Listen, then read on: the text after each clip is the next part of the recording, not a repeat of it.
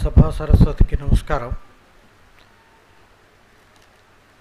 Convener హోదాలో Jhansi నవసాహితీ international గురించి already చెప్పారు కాబట్టి నేను నవసాహితీ ఇంటర్నేషనల్ గురించి మాట్లాడడం చరిత్రచరణం అవుతుంది. నవసాహితీ ఇంటర్నేషనల్ తెలుగు విశ్వవిద్యాలయం వేదికగా ఇది చేస్తున్న కార్యక్రమం. ఇది 4వ కార్యక్రమం.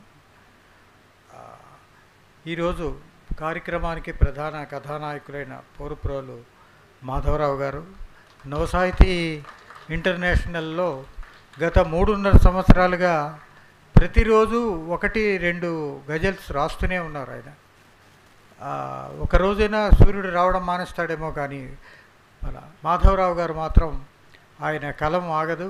అలాగ నిరంతరం ఏ పరిస్థితుల్లో ఉన్న ఆయన గజల్ రాయిని పేజీ అంటూ లేదు, ఒక రోజంటూ లేదు.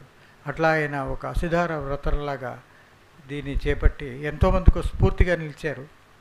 సో ఆయన ఎంతోమంది ఆయన ప్రేరణతో ఎంతోమంది నవసాహితీ ఇంటర్నేషనల్లో గజల్స్ రాయడం కూడా ప్రారంభించారు. ఆయన అడిగిన వెంటనే మనం నవసాహితీ ఇంటర్నేషనల్ వేదిక మీదే ఇది రిలీజ్ చేద్దామంటే నేను సంతోషంగా ఒప్పుకున్నాను. అసలు ఈ అవకాశం నవసాహితీ ఇంటర్నేషనల్కు ఆయన ఇచ్చినందుకు ఆయనకి నేను ధన్యవాదాలు తెలుపుకుంటున్నాను. అలాగే ఈరోజు ఈ గజల్స్ అనేది ఒక ప్రక్రియ, ఒక చర్చనీయాంశంగా కూడా మారింది. చాలామంది చాలా చోట్ల గజల్స్ ప్రక్రియకి ఒక కొత్త పుంతలు చెప్తున్నారు, కొత్త భాష్యాలు చెప్తున్నారు. నారాయణ రెడ్డి గారి తెలుగు గజల్స్ ప్రారంభించినప్పటికీ కూడా ఉమర్ ఖయాం ఇట్లాంటి వాళ్ళ స్ఫూర్తితో చాలామంది హిందీ తర్వాత ఇతర భాషల్లో కూడా ఈ గజల్ ప్రక్రియ కొనసాగుతోంది.